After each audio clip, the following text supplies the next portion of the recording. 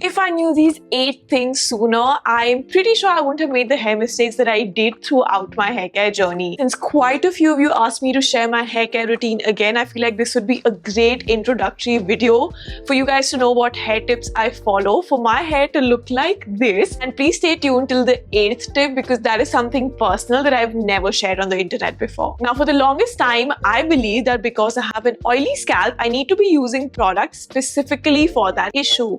Until I realized that because of all the constant styling and heat that I applied to my hair lengths were becoming damaged, dry, and lacked moisture, and also became really frizzy. So I also need to use products that kind of fix that issue. It's totally alright to use different products that cater to your scalp issues and different products that cater to your hair length. You should pick up a shampoo that's suited for your scalp, and you should pick up a leave-in conditioner or a hair mask that's suited for your hair length. This brings us to the second point, which is it is okay to use products from different hair ranges and different brands. I grew up thinking this was the only way, which is to use every product from the same brand and also the same range.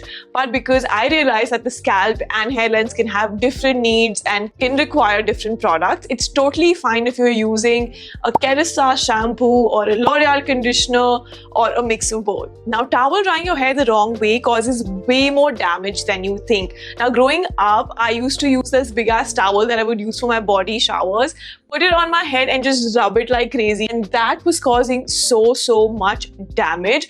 Wet hair especially is a lot more fragile, so if you didn't know that, it's a good thing to know to take care of your wet hair a lot more than you would take care of your drier hair. Now, I only use a microfiber towel that's specifically meant for your hair washes. You can easily find these on Amazon, cost just about 250-300 rupees. Miniso also has great ones, and all you do is put this on your head, don't rub it, just gently squeeze out the excess water. This is way more gentler on your hair cuticles, and it does not cause breakage or add any frizz to your hair. Hair tools matter more than you think, and I thought that because I was using all the right hair products, which were also expensive, I was basically taking care of my hair, and I overlooked my hair tools so much. Despite using all those right hair care products, I couldn't understand why my hair was still frizzy, still looked damaged, and still lacked shine or moisture. And the answer to that was using the right hair tools, because these can either save your hair or ruin them over time. And this was pretty much the reason I started using styling tools by Dyson, because I noticed a major difference. My hair retained a lot more moisture, it felt smoother, it looked shinier, and it did not frizz up so easily. So it's not really about just avoiding heat on your hair, it's about using controlled heat, which Dyson does really well. My newest obsession has been the Dyson Supersonic Neural Hair Dryer. This dryer legit thinks for you, adjusting airflow and temperature so your hair gets dried and not damaged. Super useful for people like me who style their hair so often.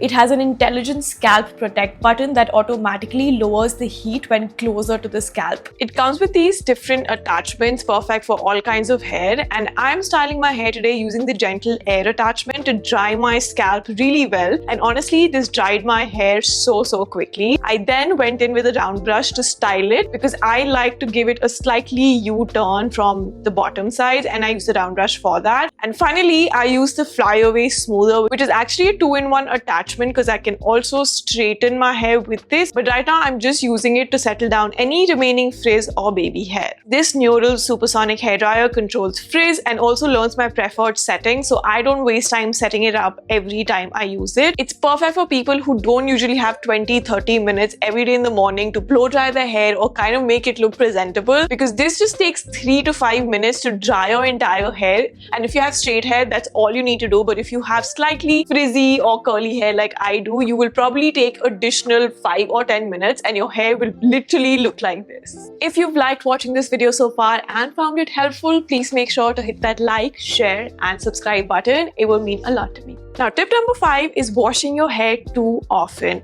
Now, it doesn't mean that you don't wash it when it gets dirty, but what I mean is don't wash your hair every day or every other day. Now, I know you might say that, it tends to get oily if you don't wash your hair very quickly.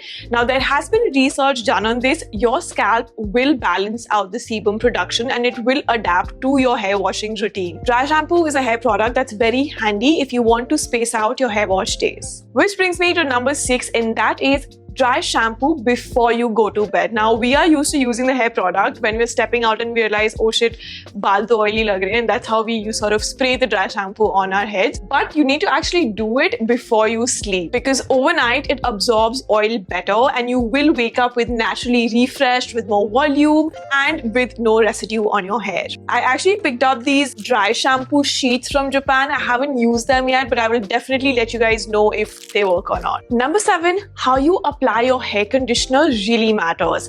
I used to slap on the conditioner on my scalp and literally everywhere on my head until I realized that's a huge mistake. Hair conditioners are meant for your mid-lengths and your hair tips only. You also need to take out all the excess water from your hair before you apply the hair conditioner so that it does not dilute. You need to treat it like a mini mask every time you apply it. So leave it on for at least 2 to 3 minutes. You can do other things in the shower while you're at it and then wash it off. And lastly, number 8, stress affects your hair. And I don't think I've spoken about this on the internet before, but I was recently diagnosed by an autoimmune disease which is called alopecia that causes hair fall and bald hair patches on your scalp. I have obviously recovered with enough medication that I took, but there's actually no exact reason for why that happens. But the doctors pretty much told me that it's because of stress and lack of sleep that kind of added on to all the reasons that cause alopecia. You can never really pinpoint a particular reason, but stress and lack of sleep are major ones, and that showed on my hair. So managing my stress levels, sleeping well, taking care of my nutrition, all of these things started showing results on my scalp health too. And I realized sometimes you don't need a new hair product for your hair. You just need enough sleep and a little less cortisol. And during all of this, it became all the more important for me to start using hair tools and hair products that were not causing further damage to my hair. And that is why Dyson hair tools is something that I swear by, because I know the technology that they use are not going to cause further damage to my hair. I am going to link the Dyson Supersonic Neural Hair Dryer for you guys in the description box, so make sure to check it out if you are planning to buy one for yourself. The attachments are super handy for all kinds of hair, and I have curly hair, right? So the diffuser is also a great attachment when I don't want to straighten my hair. So this brings us to the end of this video. I hope these 8 things that I wish I knew sooner are going to help you in your hair care journey. And if you have any more questions related to my hair care routine or any other hair related questions, please feel free to write them down below and I will get back to you guys super soon. Until then, you can head over to my YouTube channel homepage and check out other videos that I've done related to my hair care, and I will be back with a fresh new video.